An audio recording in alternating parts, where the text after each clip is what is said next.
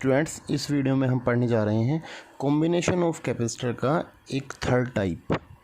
Last video में हमने दो तरह के इसके क्वेश्चंस किए थे हमने, जो कि बोर्ड में आए थे कि कॉम्बिनेशन ऑफ कैपेसिटर में एक तो होता है आपका लैडर वाला, कि जब आपके जो कैपेसिटर कॉम्बिनेशन है वो एक इन्फिनिटी तक जा रहे हो ना, तो उस क्वेश्चन को कैसे करते हैं। एक दूसरा था कि सिंपल टाइप के जो पैरेलल प्लेट कैपेसिटर है वो आपके सिंपली लगे हुए हैं मिक्सअप में, सीरीज़ में और पैरेलल में ना। ये आपका थर्ड टाइप है जिसे हम नाम दिया है हमने व्हीटस्टोन ब्रिज टाइप। अब पहले हम थोड़ा बात कर लेते हैं कि भाई व्हीटस्टोन ब्रिज होता क्या है एक्चुअली ना।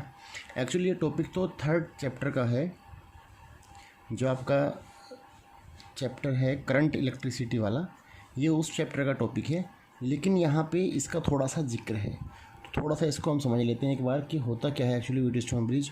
तो बेटा व्हीटस्टोन ब्रिज क्या होता है कि एक कॉम्बिनेशन है जिसमें आपके 5 कैपेसिटर इस तरह से लगे होते हैं कि जिसमें, जैसे मान लीजिए मैं यहाँ पे बनाता हूँ, जैसे सपोज दैट एक आपका ये कैपेसिटर है, एक आपका ये कैपेसिटर है, एक आपका ये कैपेसिटर हो गया, एक हो गया बेटा आपका ये वाला कैपेसिटर। ये आपके 4 कैपेसिटर हो गए जो इनका ये कॉमन पॉइंट्स है, जैसे ए पॉइंट ये है, ये बी, सी और डी। इन दोनों कैपेसिटर को, इसको और इसको ये वाला पॉइंट जोड़ रहा है, इसको और इसको ये वाला जोड़ रहा है, और ये वाला पॉइंट और ये वाला पॉइंट ना, 4 पॉइंट हो गया आपके पास ना। तो एक ऐसा सिस्टम जहाँ पे 5 कैपेसिटर इस तरह से लगे हो कि इन दोनों के बीच का जो पॉइंट है ये वाला, इन दोनों के बीच का पॉइंट ये वाला है, यहाँ तो बीच में एक कैपेसिटर लगा हुआ हो, तो 5 हो गए ना। और जो बचे 2 एंड है, ये वाला और ये वाला, इसके यहाँ पे एक बैटरी लगी हो, या फिर ये दोनों एंड ओपन हो, उससे फ़र्क नहीं पड़ता कुछ, बैटरी लगी है तो हमें क्वेश्चन आ सकता है कि भाई चार्ज कितना फ़्लो हो रहा है, या फिर आप बैटरी का वोल्टेज कितना जा रहा है यहाँ से। वो थर्ड चैप्टर के टॉपिक है जिसमें हम किरचॉफ रूल लगाते हैं। फ़िलहाल अभी बात कर रहे हैं व्हीटस्टोन ब्रिज पे। तो ये क्या होता है, व्हीटस्टोन ब्रिज एक सिस्टम होता है, पूरा एक कॉम्बिनेशन होता है जिसमें आपके 5 कैपेसिटर लगे होते हैं इस तरह से कि 2 कैपेसिटर के बीच में एक यहाँ कैपेसिटर होता है, और जो 2 एंड बचते हैं उन पे बैटरी या फिर ये ओपन रहते हैं। इस तरह के सिस्टम को बोलते हैं व्हीटस्टोन। इसमें 2 कंडीशन होती है। एक कंडीशन होती है बैलेंस कंडीशन, एक होती है अनबैलेंस। अब बैलेंस कंडीशन में क्या होता है बेटा कि यदि मान लीजिए इसकी कैपेसिटेंस C1 है, इसका C2 है, इसका C3 और इसका है C4, और इसकी वैल्यू है C5। बैलेंस कंडीशन होती है कि यदि इन दोनों का रेशो जो बाहर बाहर के हैं, C1 और C2 का रेशो, C3 और C4 का रेशो, या फिर C1 और C3 का रेशो, C2 और C4 का रेशो बराबर हो जाए, मतलब C1/C2 इक्वल टू C3/C4 हो जाए, this by this equal to this by this. यदि इन दोनों का रेशो बराबर हो जाए तो इस वाले कैपेसिटर से करंट फ्लो नहीं होता। That is the balance condition of Wheatstone bridge. ऐसा क्यों होता है, या फिर ये बैलेंस कंडीशन इसकी कैसे आती है, ये सब हम थर्ड चैप्टर में पढ़ेंगे करंट इलेक्ट्रिसिटी में, क्योंकि यहाँ पे हम केवल इसका यूज़ कर रहे हैं, यहाँ हम इसे केवल यूज़ में लाएंगे। तो व्हीटस्टोन ब्रिज क्या होता है कि भाई जहाँ पे आपके 5 कैपेसिटर इस तरह से लगे हो कि दो पॉइंट के बीच में एक कैपेसिटर हो, और जो बचे हुए पॉइंट्स है वो खाली हो, या फिर एक बैटरी अटैच हो। उसकी बैलेंस कंडीशन क्या होती है कि यदि ये दोनों बराबर हो जाए, जैसे मान लेते हैं यहाँ पे 5 है, 5 माइक्रोफेरेड का है, ये आपका 4 माइक्रोफेरेड है, ये भी आपका 5 माइक्रोफेरेड है, ये भी आपका 4 माइक्रोफेरेड है, और ये आपका 10 माइक्रोफेरेड का कैपेसिटर है।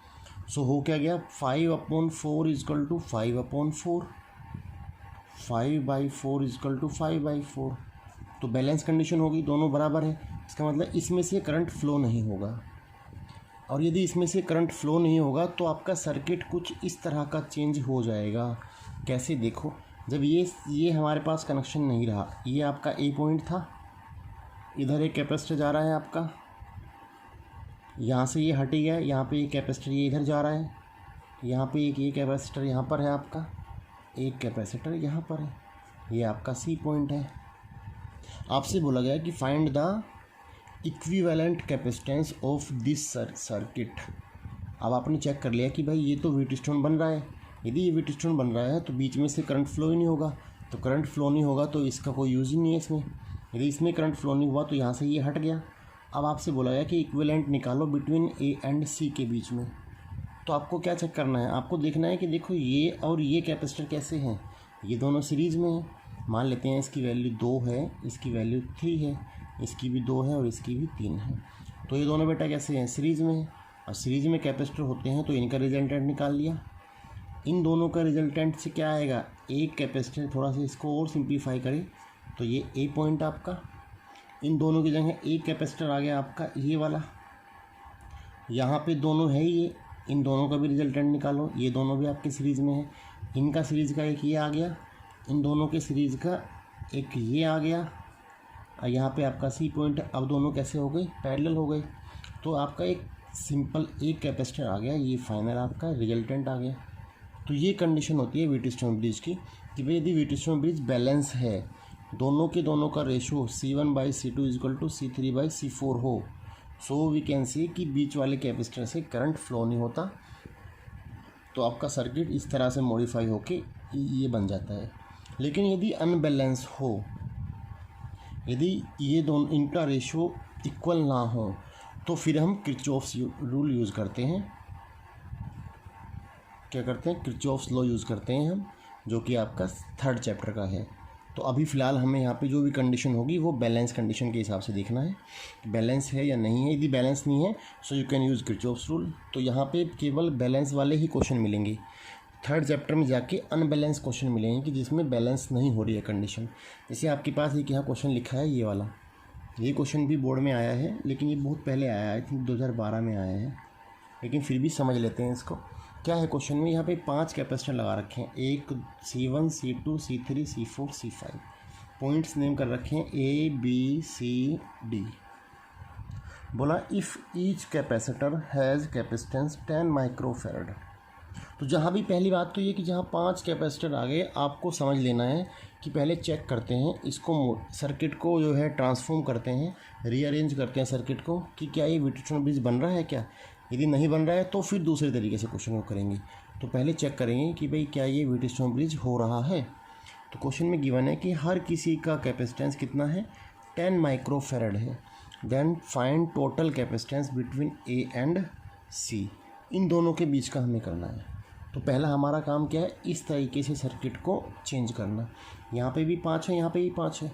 अब यहाँ देखते हैं कौन सा बीच में पड़ेगा, कौन से में से करंट नहीं फ्लो होगा।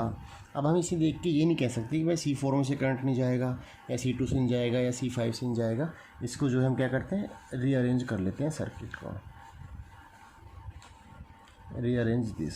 ओके, अब कैसे करेंगे, हमने 2 पॉइंट्स मान लिए अपने, जो A और C है लास्ट वाला, ये A पॉइंट है आपका और ये आपका बेटा C पॉइंट है। ठीक है, अब आपने एक बात देखी, A और B के बीच में एक C1 कैपेसिटर है, इसे हम यहाँ लगा देते हैं कि भाई ये आपका B पॉइंट आपका ये हो गया। A और B के बीच में क्या आ गया, C1 आ गया। सही है इतना। उसके बाद आप क्या देख रहे हैं कि भाई A और C कहाँ पर है, यहाँ पर है। तो A और C का तो कोई मतलब ही नहीं है, डायरेक्ट कोई कॉम्बिनेशन नहीं है। इसका मतलब ये वाला पॉइंट नहीं जुड़ेगा यहाँ से ना। B और C से कुछ ऐसा हो कि जो B और C पे जा रहा हो। देखो B से C पे जा रहा है ये वाला C2, तो आपने यहाँ काम करा, B से लेके डायरेक्ट C पे जोड़ दिया, C2 हो गया आपका। ये C1 था, ये आपका C2 था। अब अगली चीज़, B से लेके D पे जा रहा हो कोई पॉइंट, B से लेके D पे जा रहा है C3, तो यहाँ से यदि मैं एक पॉइंट यहाँ पे D बना दूँ तो ये हो गया आपका बीच वाला क्या, C3 हो गया है आपका ये। ठीक है, B से D, A से D पे जा रहा हो कोई, यहाँ से देखो A से लेके D पे जा रहा है क्या, C4, तो इसका मतलब ये आपका आ गया C4, नाम दे दिया इसको हमने। और D से C पे है कोई, C और D के बीच में है आपका बेटा C5, सो ये आपका आ गया इस तरीके से C5। सो इन दोनों के बीच में आ गया ये, और ये दोनों एंड आपके ओपन है। क्वेश्चन में थोड़ा चेंज होके आता है कि भाई बैटरी कनेक्शन गिवन होता तो क्वेश्चन आगे बढ़ जाता है, लेकिन हमारा इक्विवेलेंट कैपेसिटेंस निकालने का यही तरीका है, किसका, व्हीटस्टोन ब्रिज वाले का। सो अब आप चेक कर लीजिए क्या ये बैलेंस है।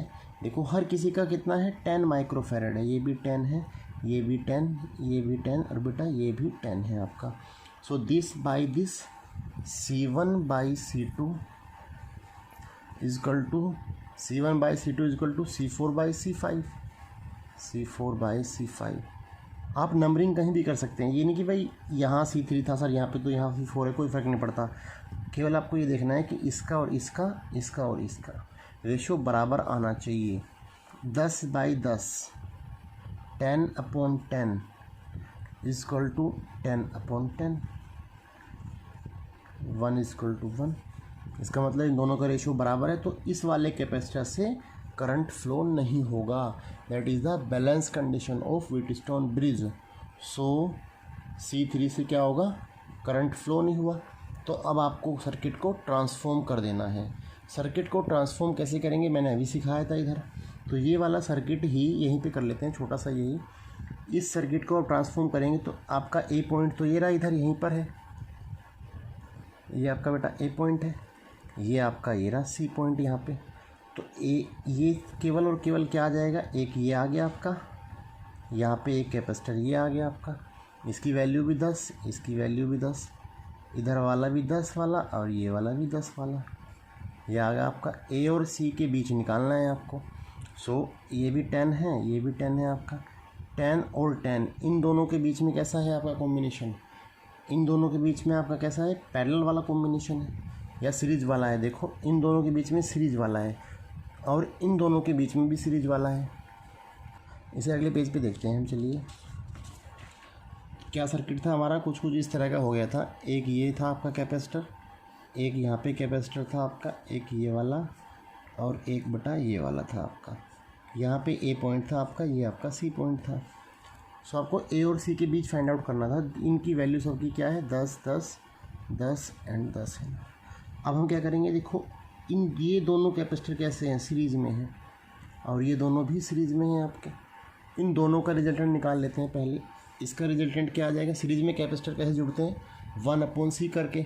सो 1/C इजकल टू 1/10 प्लस 1/10, ये हो गया 2/10, 1/5। तो सी की वैल्यू कितनी आ गई, 5 आ गई। सिमिलरली नीचे वाला हो जाएगा आपका, इसका भी रिजल्टेंट कितना आ जाएगा, सी डैश मान लेते हैं, ये भी आपका 5 माइक्रोफेरेड आ गया और सी भी आपका कितना आ गया, 5 माइक्रोफेरेड आ गया। इसको सर्किट को फिर ट्रांसफॉर्म कर देते हैं। तो ए आपका इस पॉइंट है इधर, ए आपका यहाँ पे सी पॉइंट है। ए और सी के बीच में ही तो इनका रिजल्टेंट आएगा ऊपर वाले का। सो ये मान लेते हैं कि ये आपका रिजल्टेंट आ गया 5 माइक्रोफेरेड का।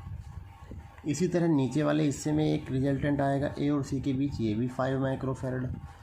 अब आपको साफ दिख रहा है कि दोनों कैपेसिटर कैसे हैं भाई, इस वाले का ये वाला हिस्सा और ये वाला हिस्सा अटैच है, ये वाला और ये वाला हिस्सा अटैच है। इसका मतलब दोनों कैपेसिटर कैसे हो गई, ये आपकी पैरेलल में हो गई, ये आपका पैरेलल कॉम्बिनेशन हो गया। और पैरेलल कॉम्बिनेशन में रिजल्टेंट कैसे आता है बेटा, डायरेक्ट जुड़ जाते हैं। सो ए और सी के बीच में एक कैपेसिटर बन गया हमारा, जो क्या है, सी इक्विवेलेंट है इन दोनों का। 5 और 5 10 हो गया आपका। सो आपका जो रिजल्टेंट आया आपका व्हीटस्टोन ब्रिज का, जो हमारे पास सर्किट था ये वाला, ए और सी के बीच में कितना आ गया पूरे का, इसका 10। सो आंसर क्या है आपका, 10 माइक्रोफेरेड आपका रिजल्टेंट है। सो इस तरीके से आप जो है व्हीटस्टोन ब्रिज का क्वेश्चन करेंगे, ठीक है। अभी देखिए जैसे यहाँ पे एक क्वेश्चन मैंने दे रखा है, इसे आपको घर पे ट्राई करना है, लेकिन थोड़ा सा हिंट दे देता हूँ करना कैसे। बिल्कुल सेम पहले जैसा ही है, यहाँ पे भी यही देखो सेम डायग्राम बना रखा है, 5 10 5 5 और 5, ये इनकी वैल्यूज़ हैं। और यहाँ पे एक अलग से एक कैपेसिटर ऐड कर रखा है। बस बोला find resultant capacitance between x and Y.